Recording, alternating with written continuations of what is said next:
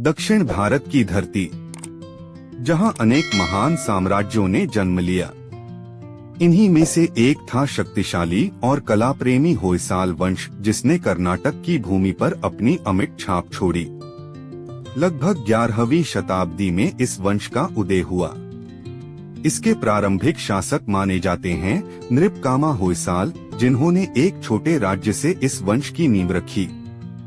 शुरुआत में होयसाल शासक पश्चिमी चालुक्य वंश के अधीन थे, लेकिन समय के साथ उन्होंने अपनी शक्ति बढ़ाई और स्वतंत्र राज्य स्थापित किया।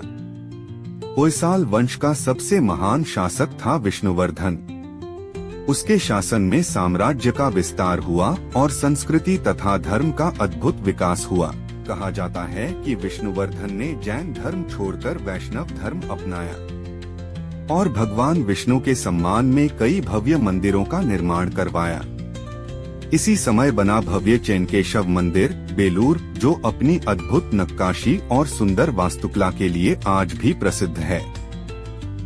होयसाल शिल्पकारों ने पत्थरों में इतनी बारीक नक्काशी की कि उनमें रामायण और महाभारत की पूरी कहानियां जीवित दिखाई देती हैं। इस वंश की राजधानी पहले बेलूर थी, लेकिन बाद में इसे हलेबीडु में स्थापित किया गया, जिसे उस समय द्वार समुद्र कहा जाता था।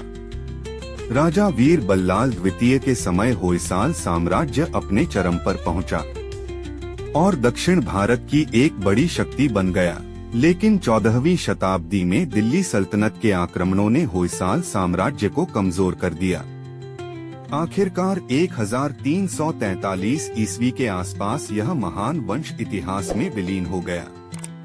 लेकिन इसकी अद्भुत कला और मंदिर आज भी होयसाल साम्राज्य की महानता की कहानी सुनाते हैं।